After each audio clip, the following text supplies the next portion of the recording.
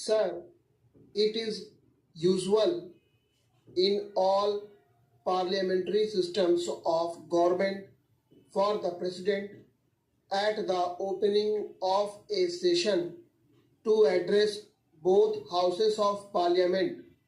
It has been criticized as being merely a narration of facts which have happened during the last year. But that is the usual thing, as honorable members know, which happens in most of the parliaments which work under parliamentary systems of government.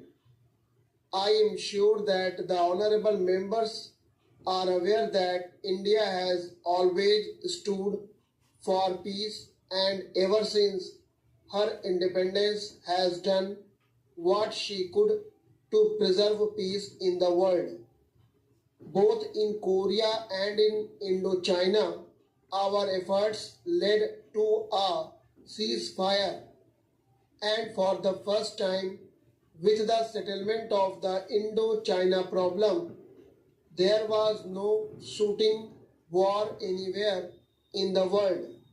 But now again there are war clouds, especially in the Far East, as has been emphasized by the Prime Minister time and again. Patience and tolerance are necessary to solve the tangle in Formosa. Our government have recognized the Chinese People's Republic as the government of China and have recognized the Chinese claim to the Cairo Declaration. If the Cairo Declaration is to have any value, then it is fairly certain that Formosa is part of China. But at the same time, one cannot forget the fact that things have got to be tackled patiently if this problem of Formosa is to be solved in a peaceful manner. That will take time, and it is towards that end I am sure that our Prime Minister is working so that there will be no clash in the Far East with regard to the question of Formosa. This has been prominently mentioned in the address of the President. We hope that patience will be exercised by both the sides to solve this question, and there will be no incident which might lead to serious consequences.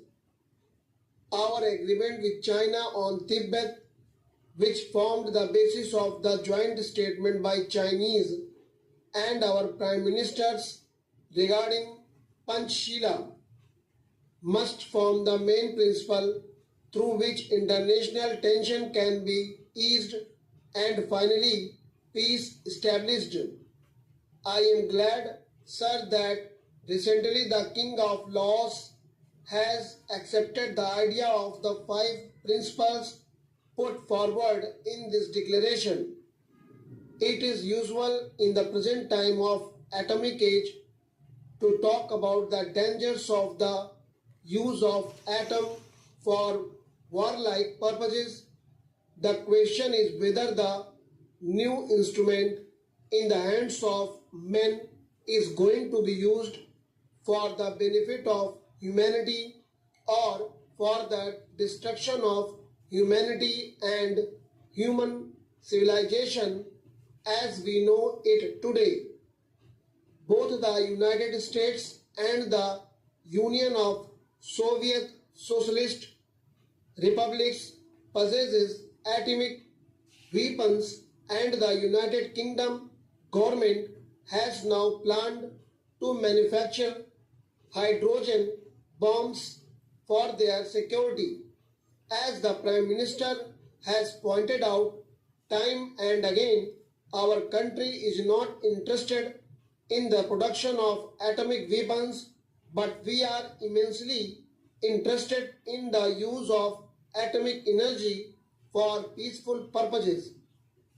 There is no doubt whatever that in the interests of human civilization, these weapons should not only be banned but destroyed. The question is who is going to take the risk. There have been appeals that as the USA was the first nation to manufacture these dangerous weapons and use them, therefore they should set an example by destroying the bombs in their possession. Stockpiling of atomic weapons would lead to a dangerous situation, and somebody therefore ought to make a start in the matter of destruction of these weapons. If moral standards are to be the guiding factor, it will be a great help to humanity if this step can be taken. If only there is courage to do so, the USSR will have to follow suit. But unfortunately, there is the fear complex. Most nations want to protect themselves and want to guard themselves against any surprise attacks by the other side. So the armaments race goes on. They forget that this mentality will eventually lead to war. They think that negotiations can take place only when one can speak from strength, but they forget that two can play at this game. So long as this view is held, the armament race will go on and tension must certainly increase. The conference, which meets in London in a few days' time on disarmament, I hope will find a solution. The complete banning of nuclear weapons must be the first step that any conference should strive at, and I hope that under proper international supervision this step will be taken. But connected with this is the question of the reduction of conventional armaments. There must be a realistic approach to this problem. The USSR today possesses so much strength that it should be the first to agree to reduce its land army in the interests of the good relations that should exist between nations.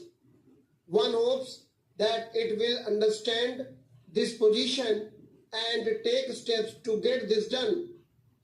I am glad that the Atomic Energy Commission of the United Nations has recognized that India has a part to play in this field and has asked our leading nuclear scientist Dr. Bhabha to preside over the conference proposed to be held at Geneva.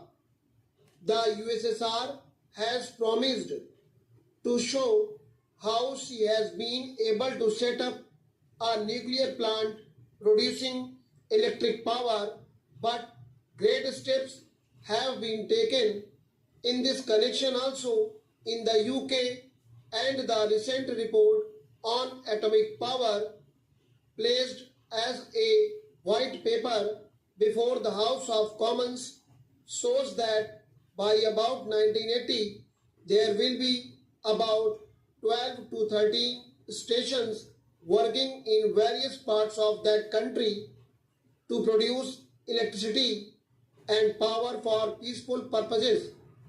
This is a great step, and our country will benefit by the steps that are being taken, because our intention is to use atomic power for peaceful purposes. Stop.